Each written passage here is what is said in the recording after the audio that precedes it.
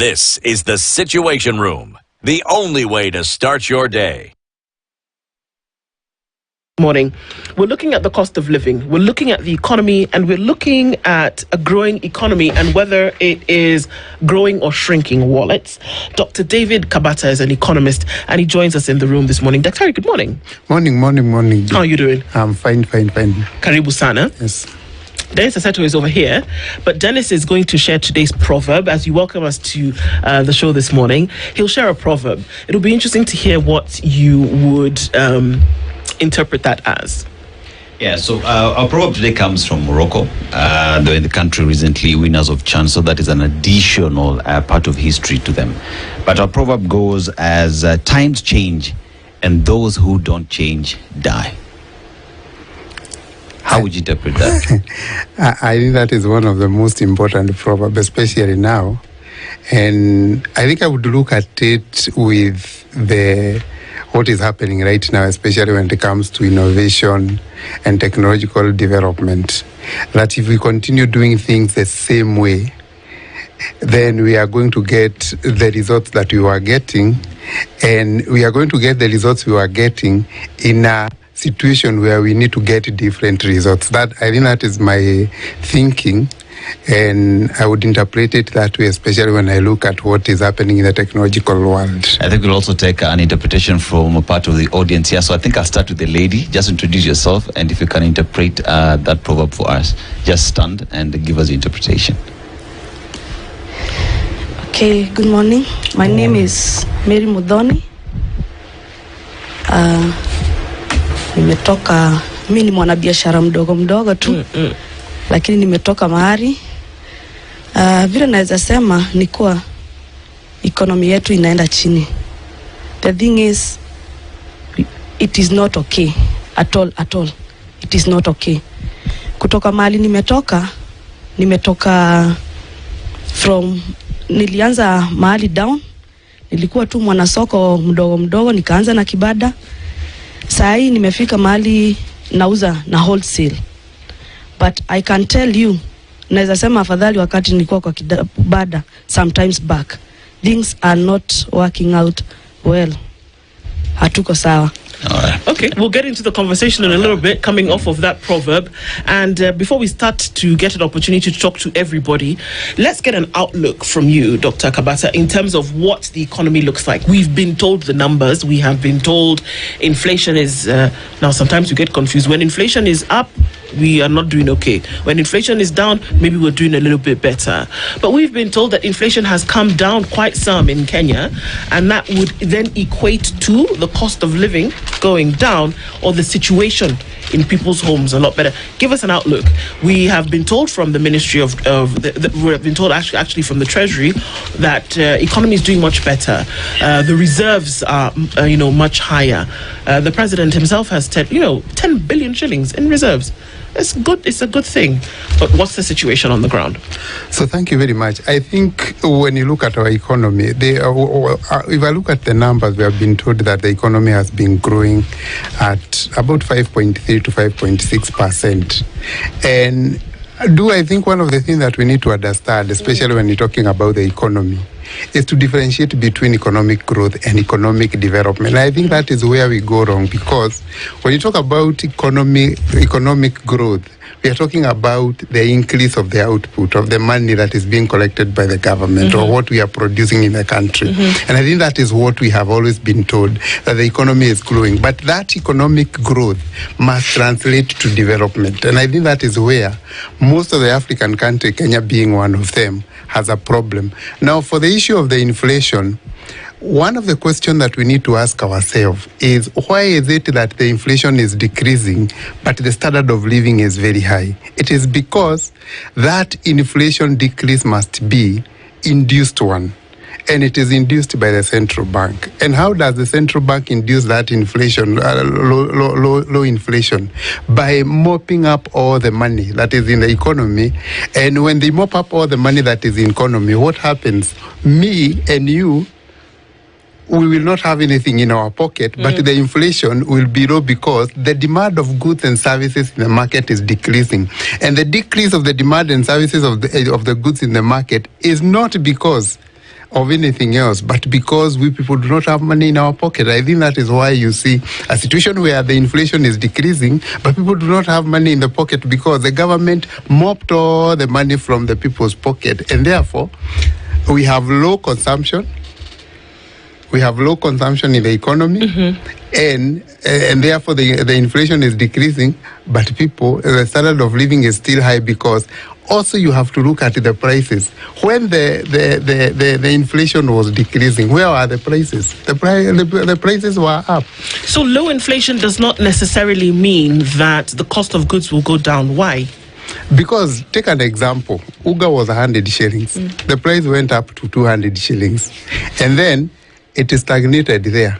So every month, the inflation is calculated every month. So the changes in the prices of the unga will remain the same, but the price had already increased from 100 to 200, it had doubled. So sometimes the inflation will go down, but if the prices of the commodities continue being very high because of other factors, like maybe the price of the most important, the imported goods like the petroleum products and all that, what is going to happen is that you'll have low inflation, but the prices, the standard of living will continue being high because the prices were already high when the inflation was decreasing, and the prices have remained the same.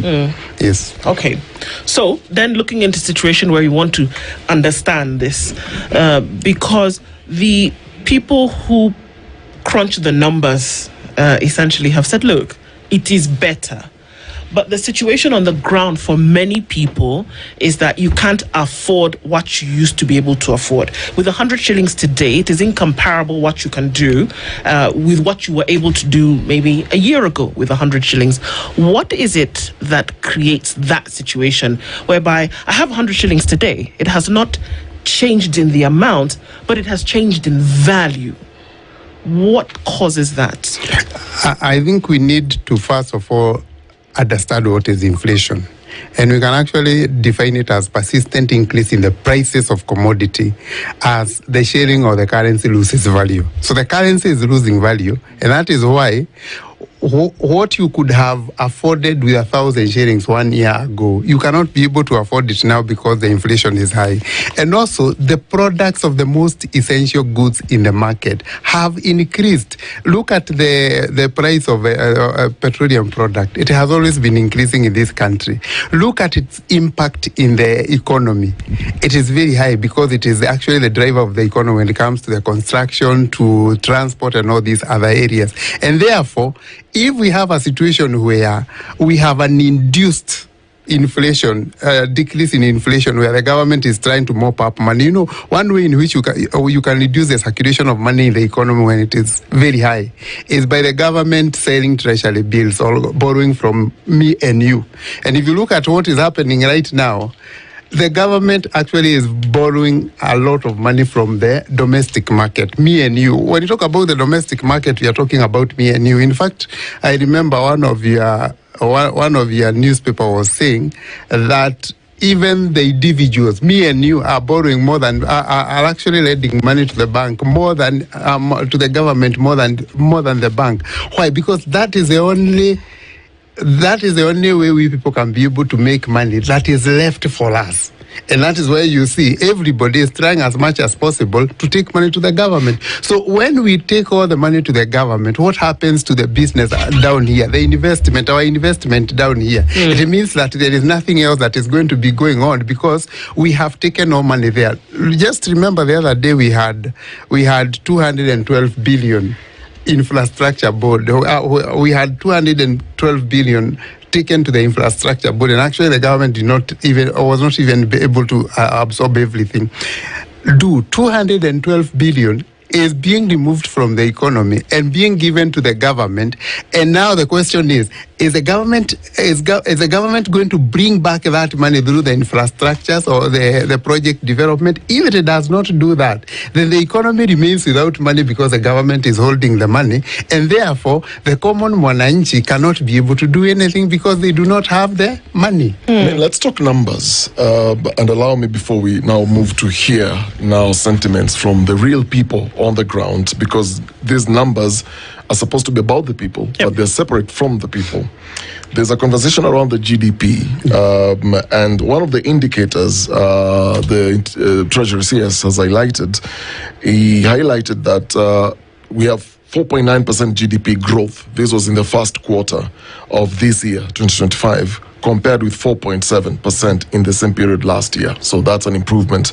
So the projection then overall growth is 5.3% in 2025. Now, as glossy as these numbers appear on paper, there's a major challenge. The challenge here has been how to translate then this conversation of macroeconomics, GDP numbers into real life impact at the micro level, where at least most Kenyans struggle daily to make ends meet. Kithure Kindiki, in a church on Sunday, he spoke about the situation of the economy, and was speaking to the congregants, and he said that the stronger shilling that we have currently is an indicator and proves the economy is improving and that more Kenyans can afford basic commodities. The question is this the reality? Are Kenyans affording more commodities because the shilling is stronger? And I guess that's the I question. think that's the question that we then get to, because like you said, when you talk about the numbers, it's all about the people. Are the people able to afford commodities and services in the country? And here we have the people who deal in this sector on a daily basis. They would tell you, as compared to, say, 2022, as they were getting in, as compared to 2022, and now, is the situation any better? Is it worse? I would go with you, sir. Introduce yourself. Good morning. I'm Masinde Jeremiah.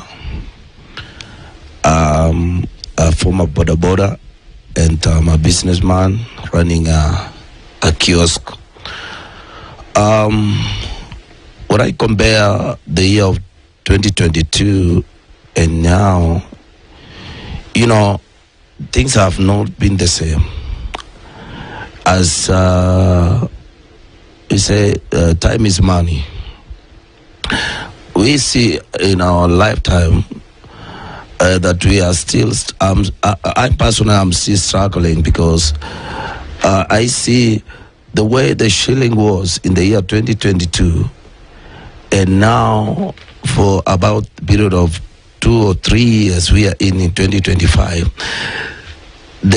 I can say I could have returned back to 2022, but now we see we are going ahead, which means on my side things are becoming more worse, because the bills I used to do or to pay or to meet on 2022, right now I cannot do it. I've tried to avoid some certain things in life so that to reduce what I was doing in 2022.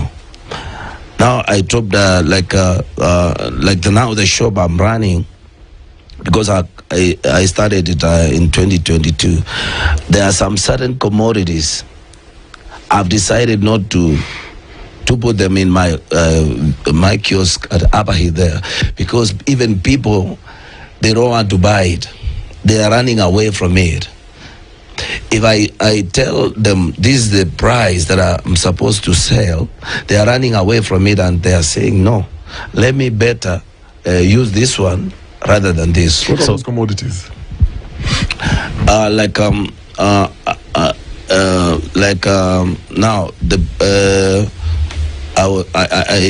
when you have a kiosk, you sell everything. You know it's a shop. I used to sell the bread. I used to sell the commodity that are basic. Then I found out that someone will say,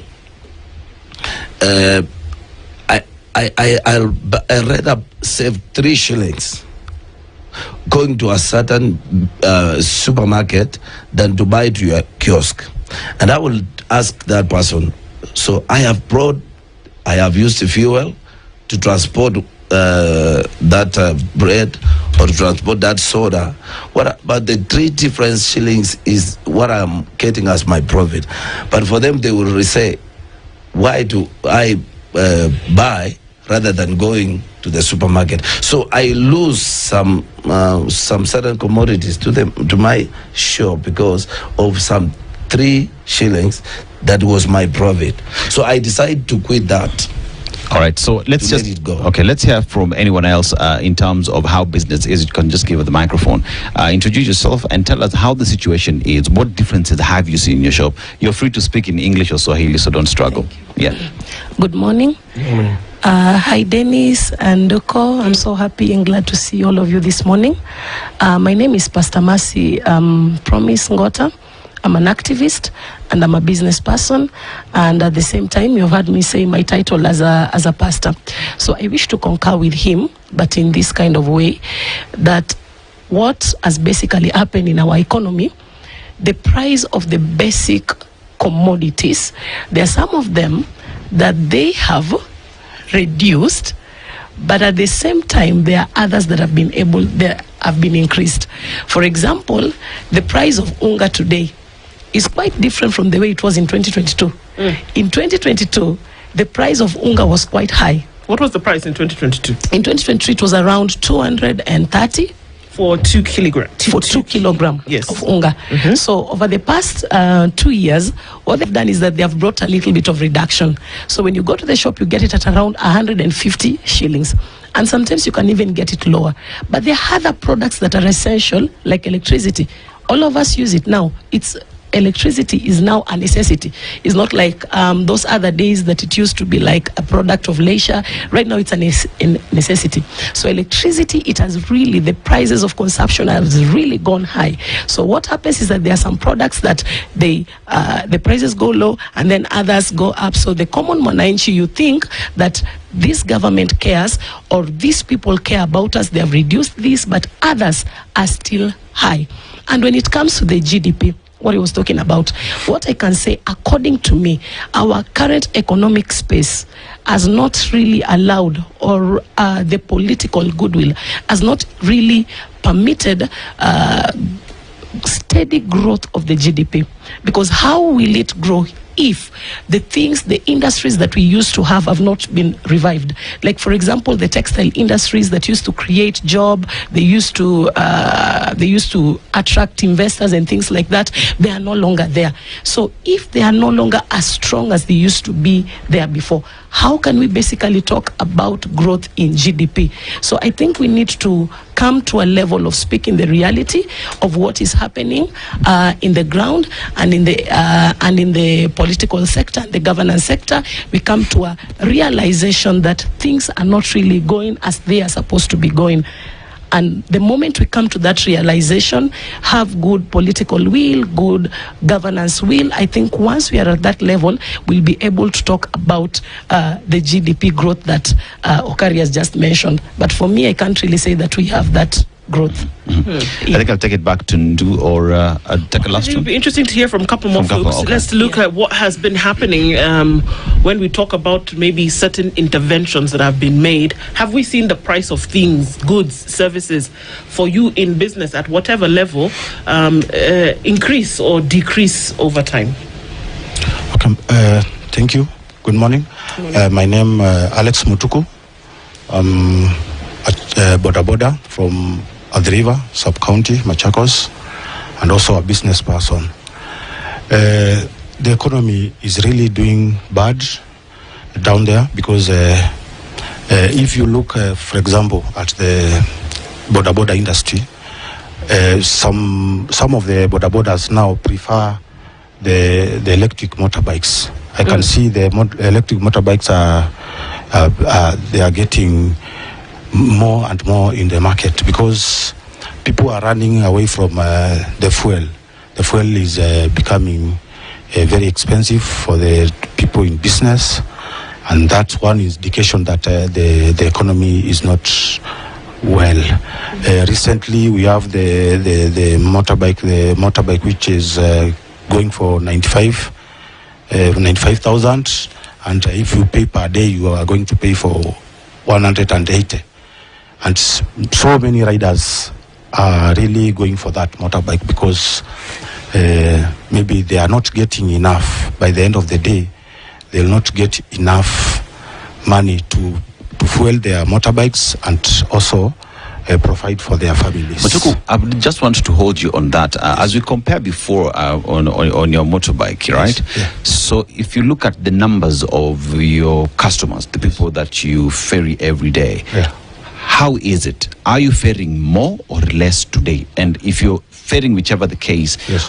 What is the driving factor? Why are either more people on board or few people on board? What do they tell you? Because I know these stories, you have them. Okay, for our customers, we don't have a lot of customers nowadays. For those who are maybe traveling for short distance, they prefer maybe walking. You only get maybe in an emergency or somebody who is traveling in a long distance. On border? Yes. Okay, let's look at it from a daily basis. How much would you make on a normal day if everything was okay, as you had said? What are we talking about? When I started business, border business, like 10 years ago, I used to make 3,000 in a day. After fueling and everything? Yes, after fueling and everything. But nowadays, even making 1,000 shillings is so difficult. And why is this? Less people are using this form of transport, or people don't have money, they're walking, or what do you see has happened, even if not 10 years ago, but 5 years ago until today? What do you see has happened? What happened? So many people have entered to the business, and because maybe there is no any other opportunity for the youths, so many youths are joining the border business. That's why there is a lot of competition, and the business is down. And also, at the moment, we don't have the money. We don't have money in the pocket, so nobody will be. A certain population is not able to afford the motorbike transport. Yeah. Okay. Some more. Okay. Thank you. Good morning. Good morning. I'm Amai Asbon, the chairman of Boda Embakasi East, and I'm happy to be here. So, if I may start with. There is a proverb that says, a thief knows how to steal, but he doesn't know how to return. And I believe it's very true.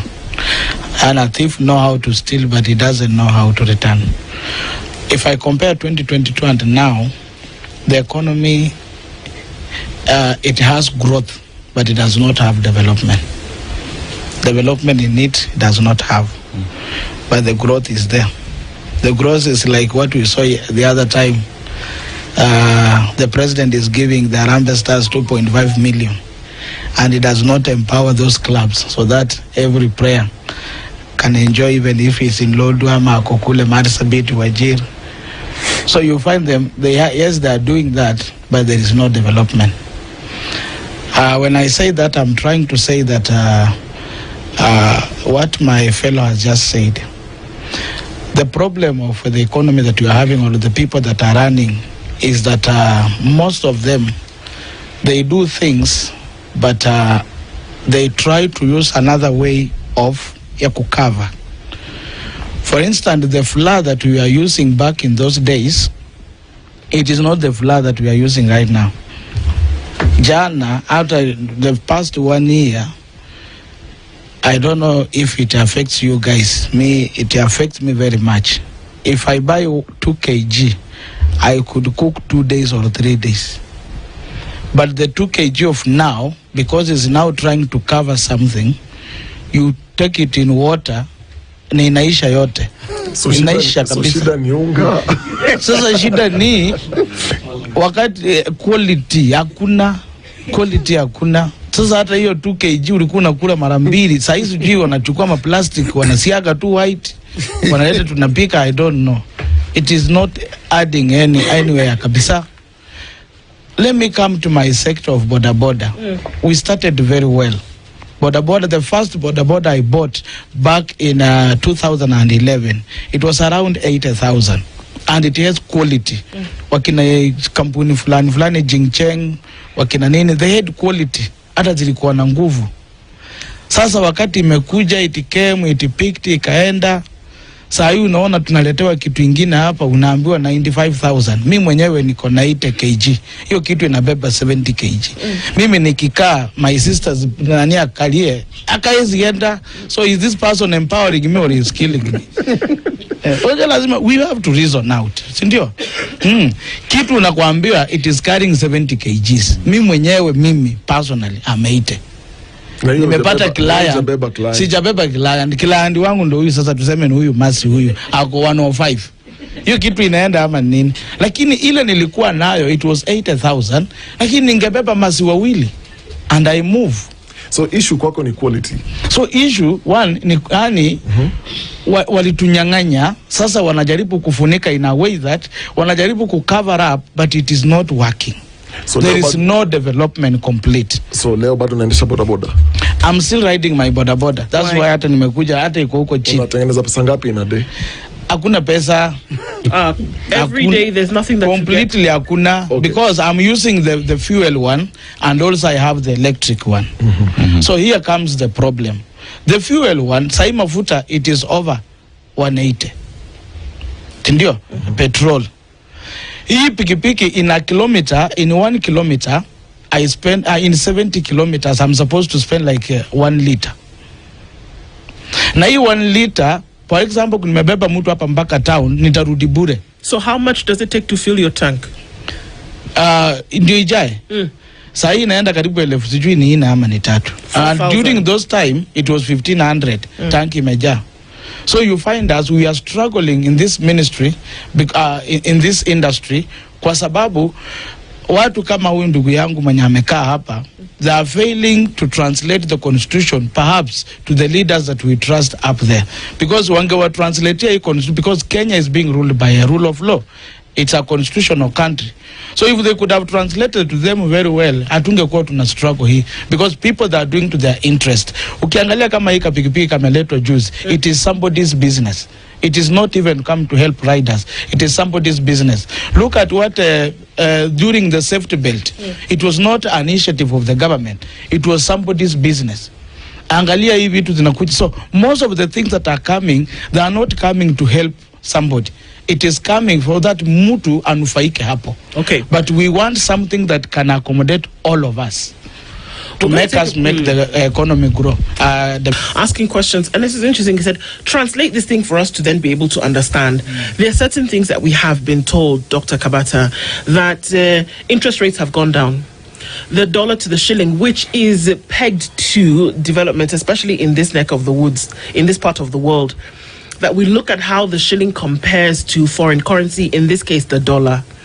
The cost of, rather, the interest rates have gone down. The dollar at almost 160 shillings just 2 years ago is now at 128 shillings to the dollar.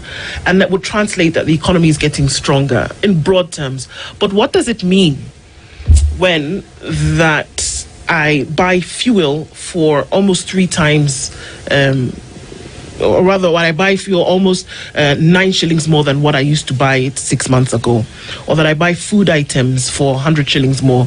How does it make sense for me to understand? When they say it's doing better, how do I understand what those numbers mean down where I'm purchasing things for 1,500 bob?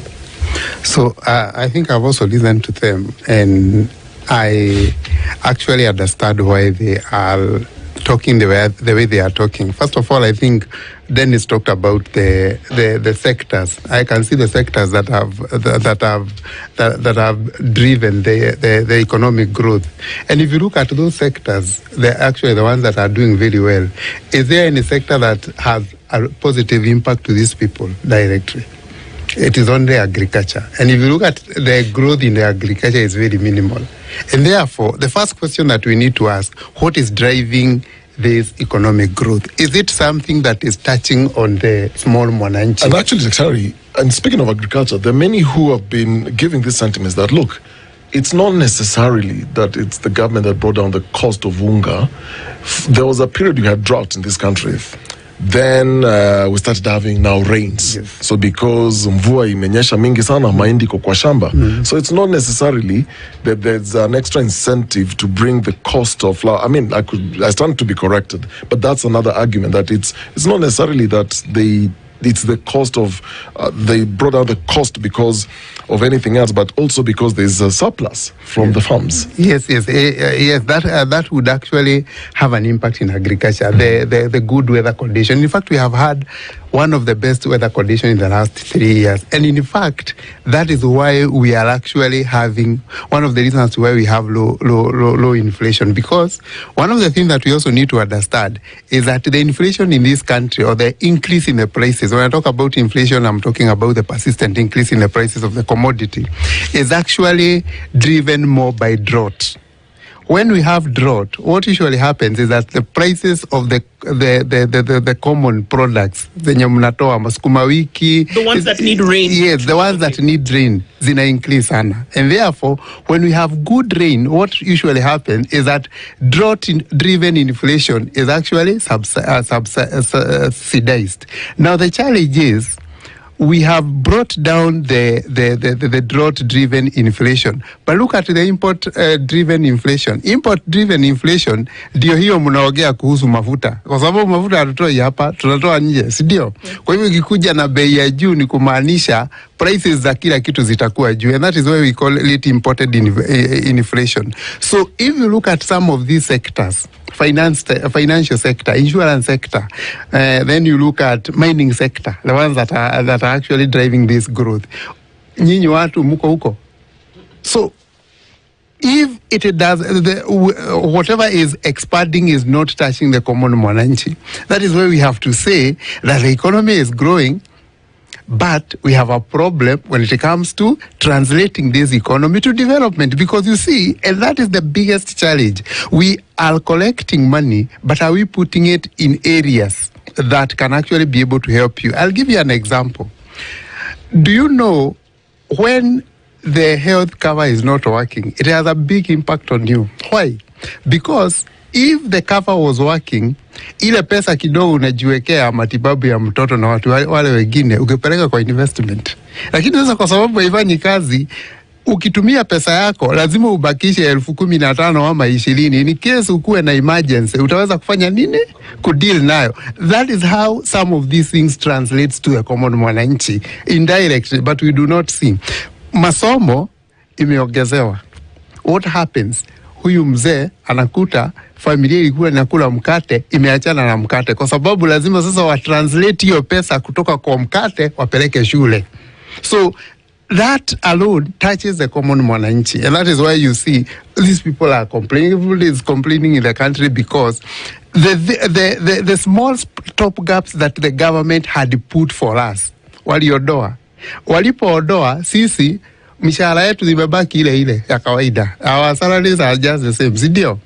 Lakini matumizi yetu ime-increase. Alafu wale wanafanya kazi, taxes zika-increase. So what do you do when taxes increases? In economics we say human beings are rational people. And what we mean by rational people ni eti watafanya vitu depending on how the situation is. Is that okay? So when the prices, when the taxes and disposable income, ama ile income yenye ulikuwa nayo ina decrease, what happens? Na wewe unaamua mkate sitakuwa nikikula.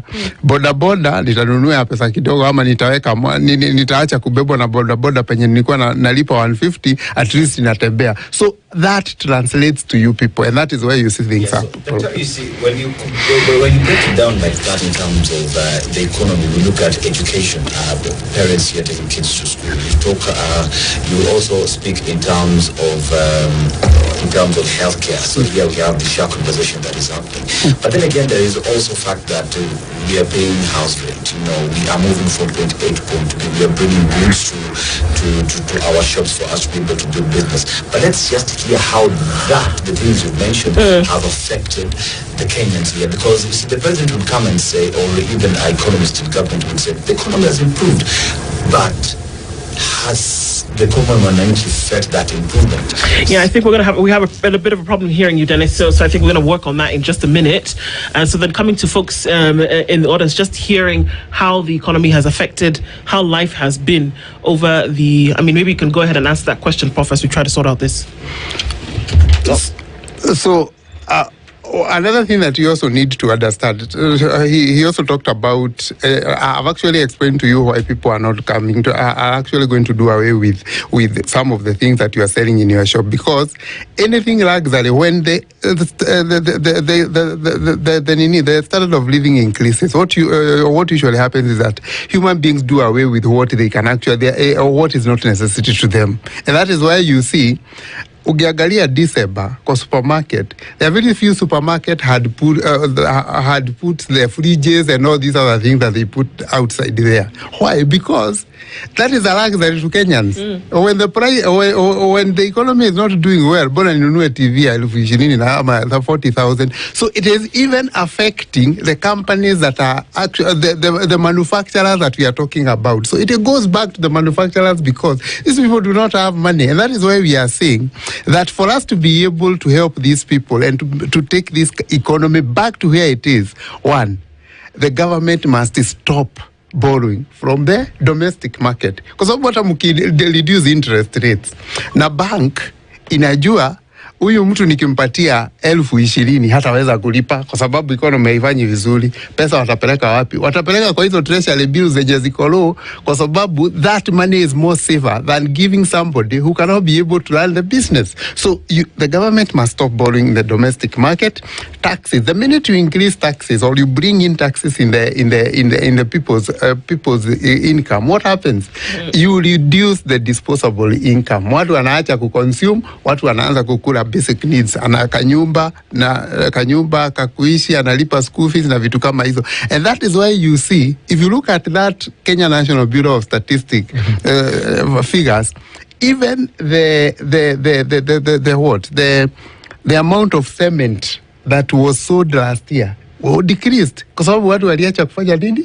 Kujenga manyumba. It is a luxury to them. So that is what happens. So if you do not put money in people's pocket, there is no consumption. If there is no consumption, there is no investment. Yeah. Back to your setup. You remember Pesa Mfukoni? Yes. So that's pretty much where it's at. As business, as entrepreneurs here doing businesses, how has it been for them? Let's just hear if at all what the government says is translated to them. Okay. Once again, naitwa Mary. Mimi ile kitu naweza sema, kama kuna njia inaweza patikana ya kusaidia kama sisi watu wa chini. Mimi nauzanga kitunguu na wholesale. Nilianza kwa kibada na nikawaelezea hapo hata afadhali wakati nilikuanga kwa kibada sometimes back.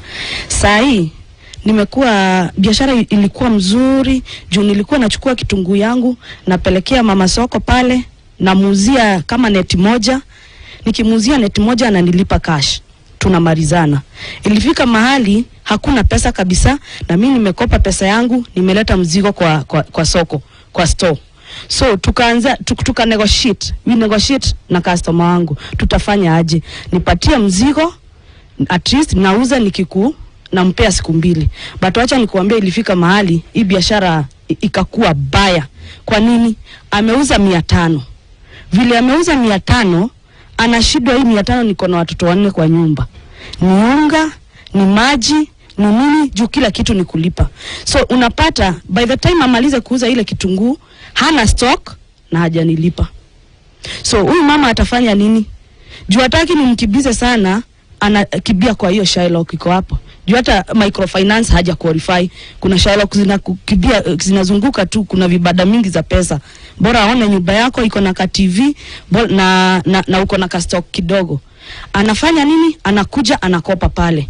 Na juu ile pesa yenye nilimuuzia kitunguu hata hakuweza kusave hata shilingi 1 ndio alipe rent. Hii 10,000 amepewa na Shylock, 5,000 anakibiza kwa rent. 5,000 anakuja ananipea kidogo. Nami juu mzigo yangu imekwama pale na shida nitafanya nini? So unapata hata saa zingine nilinunua kitunguu na 50 shillings mpaka kwa soko. Nikifanya expenses inakuja 55 na unapata hata nauza na hiyo 55. Kwa nini? sina market kabisa. Juu yani sina mtu wa kuuzia kabisa. So yule mama tena tunakuja tuna negotiate, naona ni kama atanisaidia bado. Juu amepata pesa kidogo. Acha nimpe mzigo tena. Kumpatia mzigo tena anauza, lakini siku ya 3 ya 4 tumesimama hapa tukiwa watu wangapi? Tuko na mtu wa Shylock, juu hajaweza kulipa Shylock na niko hapo. So hata pale tusipoangaliwa sana, wale wa mama sijui ni akina nani watafuta next. So watu watakuwa depressed. So mama wengi wanauza hapo kuna loans na unapata hata Shylock si moja. Juu sasa inafika mahali sasa hii moja si inamkalia sana. Hajui, unajua yule hajui kama kuna mwingine, anakibia kwa mwingine. So atulize huyu na 3,000, atulize Mudhoni na 2,000, alafu shule nayo ni aje? Watoto ndio hao wamekaa hapo. Unaona? So unapata huyu mtu sasa amejaa kwa loans. Kwa nini mimi juu pesa yangu imeenda sana na mama soko, imeenda na yule mwingine, hata mimi unapata bado nakuwa affected. Juu ile loan yangu nimeshindwa kulipa vizuri. Aya, nitabidi nitafute pahali pengine kazi ndio hiyo. Kama sahi tumekuwa tukiendea kitunguu TZ. Sahi for the last 1 month kitunguu ilikuwa around 60 per kg. 60 shillings per kg. Yeah. Sahi inafika na 100. Juu shilingi yetu kule tunaambiwa inashuka. Kitu kama hiyo inashuka. Sisi hatuendangi, lakini kuna wale unatuma. Shilingi yetu inaitango aje currency. Wakibadilisha pale yetu ina lose value, kulose kila siku. So hiyo 60 ni kununua, hujahesabu transport. Nimehesabu sasa kila kitu. Sasa inafika na 100.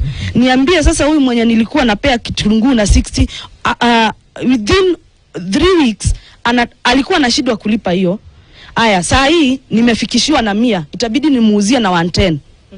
Aya, nikimuuzia na 110, hiyo atanunua kitunguu inatoshana aje? Sasa itabidi 110 ni shilingi 10. Ni shilingi 10. Na sasa nikiweka tax, kajo hapo ndio hao wamesimama hapo, gali ikiingia tu hivi, ile pesa ukiangalia unaona nikifanya hesabu na nichukue tu 10,000 nilipe shule, pesa yangu ya capital imeingiwa. Okay. Lakini unanunua kitunguu kutoka Tanzania. Hakuna kitunguu Kenya, kwa nini unanunua kitunguu za Tanzania? Shida ni moja, kitunguu ya Kenya kulingana na wakulima venye wanalima, hawalimi vitu quality. Alafu sijui ni fertilizer, according to venye tumekuwa tukiongea nao wanasema sijui waliletoa fertilizer baya, kuna dawa baya walipiga juu. Sometime back kuna kitunguu niliendea Narok, wakati kitunguu ilikuwa imeless sana hata TZ, juu TZ inakuanga seasonal. Kuendea Narok kitunguu nikivuna kwa shamba ilikuwa tu sawa, juu nimekuwa nikiuza. But by the time nifike hapa nikaiweka kwa store for 2 days. Juu nilifika ikiwa Saturday lazima ningeenda church. Monday nikikuja kitunguu ilikuwa imeanza kutoa maji. So hiyo kitunguu 3/4 hiyo kitunguu ni kutupa, nilitupa. Kwa nini? Ililipuka yote. So unaona, kuliko upoteze pesa yako, afadhali uende ile kitunguu mzuri. Alafu another thing, customer hata mwenyewe akikuuliza, anakuuliza uko na kitunguu gani? Uko na TZ ama uko na gani? Ukimwambia ni loko anasema hapana, sitaki loko. Juu one thing, loko hawalimi vizuri. Juu ukichunguza pia wao, mtu alinunua, aliuza ng'ombe ndio apate begu. So ile begu na Juhana pesa ya kutosha, juu ile begu mzuri ni expensive. Unaona aliuza ng'ombe, so alinunua ile begu aliweza kununua. Tena analilai na kukopeshwa fertilizer ndio aendelee. So akihitaji dawa hapo katikati na hana pesa, atafanya nini? Atatumia shortcut. So ile kitu haitakuwa venye inafaa. So nikinunua inaniletea shida. Ndio maana mimi huwa na prefer wacha ninunue ile hata kama iko juu, ndio at least nisipoteze side zote. You know, they're saying that the onions ni bomb, unanunua kitunguu inalipuka, you know. But that notwithstanding, but you see here now we're talking about a fertilizer conversation that is there, right? We know the government subsidies the fertilizer, but that notwithstanding, have we enabled farmers to be able to buy good quality seeds? That's another conversation that is there. But that notwithstanding, there is also access to credit, because farmers need money to buy these things. And the government, when coming in, introduced us to Hustler Fund. I'll just ask, nani hapa ametumia Hustler Fund? umetumia hustler fund. So if the question of hustler fund is there, why are we seeing farmers and entrepreneurs going for Shylocks and not hustler fund? Thank you. Just under. First, my name is Eli Kegode, aka Super Chairman. Mimi ndio mwanzilishi wa sako inaitwa Kenya Riders and Owners Bodaboda Sako. Nataka kujibu swali la mwenzangu hapa. Through hustler fund, vile iliingia, naweza sema ilikuwa kitu yenye ingesaidia wa Kenya as jumla. Lakini ulipata wale wenye walikuwa kwa opposition waliambia watu wao, chukua usirudishe.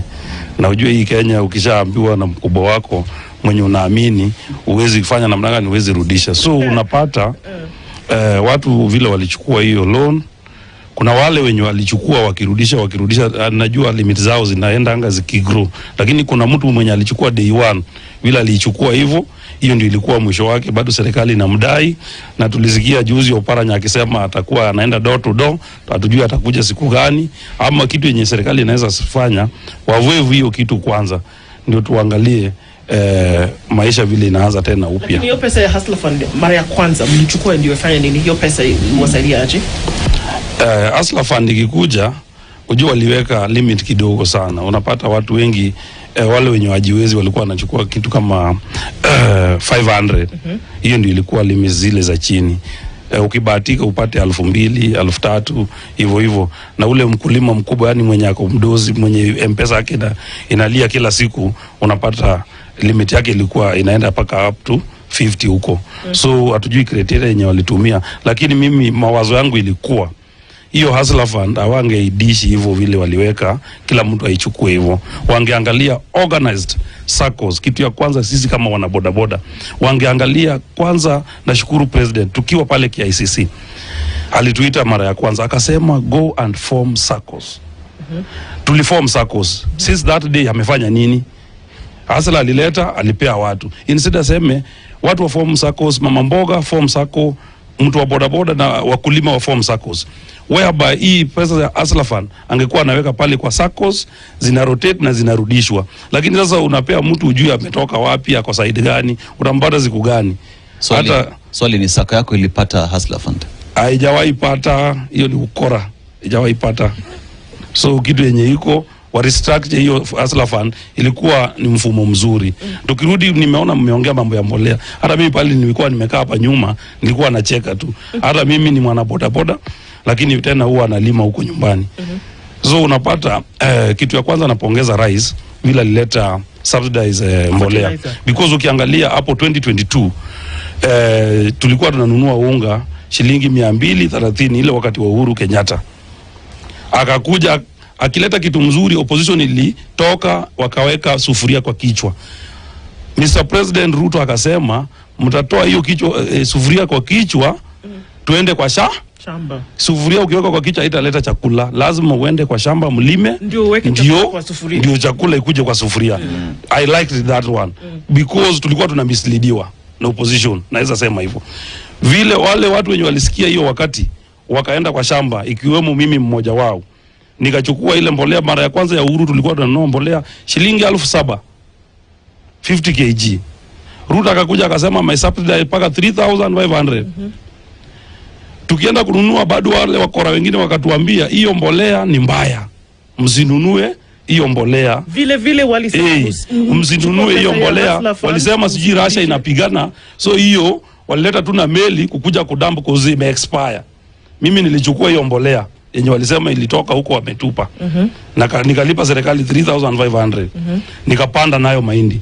By that time, kusema ukweli, wale wenye walipanda mahindi by that time, mahindi ilifanya yenye hajawahi fanya. Ndio maana unga ilitoka from 230 ikakuja mpaka 100 shillings. Ulikuwa unaenda kwa supo unapata mpaka unga ya shilingi 100 2 kg. So kitu yenye naweza ambia serikali, kuna vitu tatu tulikuwa tunasoma tukiwa primary. Basic need. Ngoja kidogo.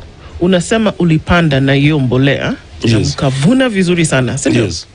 Yeah? So fertilizer ilifanya kazi. Ilifanya kazi. Lakini mlikuwa mmesikiza mwenzetu wakisema msinunue hiyo mbolea sababu ni mbaya. Lakini ulinunua na ukapanda na ukavuna. Yes. Si ndio? Yes. So ilikuwa tu sawa. Ilikuwa sawa. So hizo stories za mbaya mbaya ilikuwa tu stories. Hizo ni za jaba. Okay. Okay. So nikiongezea naweza advise serikali. Kuna vitu 3 basic. Watu wanaumia huko nje. Ujue sometimes watu wakiwa kwa maofisi, ujue kitu yenye nimerealize na hii Kenya, kila mtu anang'ang'ania kukua kwa ofisi ya serikali. Ndio waibie wananchi vizuri. Kitu yenye iko, watu watoke kwa maofisi waende kwa ground. Waende wafanye kazi kwa ground. Kenya iko na shamba kubwa. Mimi nasikia uchungu nikisikia dadangu anasema anaenda kununua kitunguu Tanzania na Kenya ndio kila kitu iko hapa. Ukijaribu kuangalia rutuba ya Kenya iko na mandhari ya yani tukipanda chakula vizuri sisi ndio tunaweza lisha Afrika mzima, East and Central Africa. Lakini hatuna watu wenye wako kwa agriculture mmelala. Hata inafaa tukuja hapo kwa ofisi tuwachape viboko, mshuke kwa ofisi. Mtoke kwa ofisi. Kiboko aside, wewe ukiangalia shida ni wapi? Shida ni ile nimekuambia vizuri, vitu zenye nafasi zisaidie mwananchi zinaishia kwa ofisi. Kila mtu anaangalia hii ni yangu, hii ni yako. Tutafanya namna gani, tuende tulete hii tuweke kwa mfuko. Hiyo ndio kitu yenye inaendelea kwa hizi maofisi. Lakini tukiacha hizo, kusema ukweli, President Ruto alikuwa analeta kitu yenye hiyo kitu yenye inaitwa bottom up. Kusema ukweli ilikuwa ifanye, lakini watapeli waliingilia. Mimi nasema hivyo. President aenda akae chini, aangalie mvua ilianza kunyeshea Kenya wapi. Ndio restructure vizuri. Pali mtu afanyi kazi aende nyumbani. Tupate mtu mwenye anaweza kutusaidia, because hatuwezi enda kuchukua kitunguu Tanzania na tuko na shamba. Kwanza shamba ya serikali, my friend, ukitembea hii Kenya, mimi nimetembea, shamba za serikali ni mingi, hata kando ya barabara tu rutuba bado ziko tu hapo mingi. So tujaribu tuweke biashara yetu ikuwe rahisi na pesa irudi kwa mfukoni. Alafu mwenzangu amesema acha niongelee kwa pikipiki because najua time inaenda. Pikipiki, tukianza kazi ya pikipiki ilikuwa mzuri, lakini kuna watapeli wenye walisoma, majambazi. Mimi nasema watu kama Uber, Bolt, sijui nani walitoka huko pale, wametoka sijui Estonia, wamekuja hapa Kenya. Hao ndio walituharibia biashara kitu ya kwanza. Sisi ulikuwa unakuja tuna negotiate bei na wewe. Unataka kwenda town kama uko Prestige town, customer wetu walikuwa wanajua ni 300 kuteremka town. Lakini ama jambazi vile walikuja hawataki kusikiza ground. Hao wameenda wanakuwekea kutoka Kibra mpaka town 50 bob. Na bado kwa hiyo 50 bob kuna shilingi 20 ni zao. Lakini serikali imenyamaza tu. Lakini unapata wenye wanatumia hii Uber na Bolt ni wadozi, inafaa tu wanyorose pale.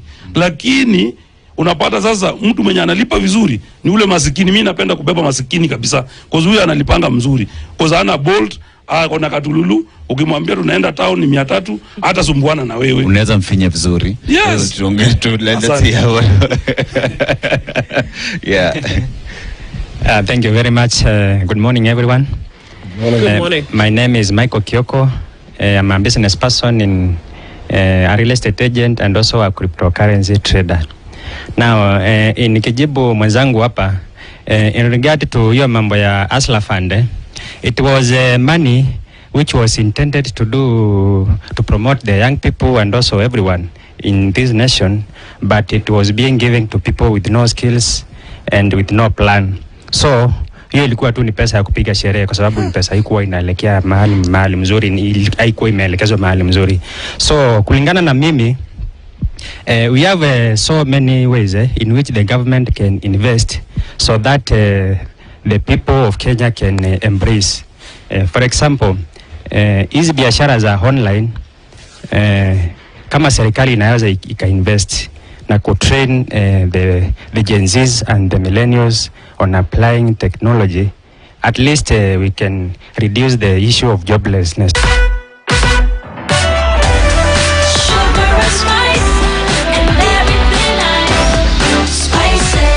Spice up your life. This is the Situation Room, the only way to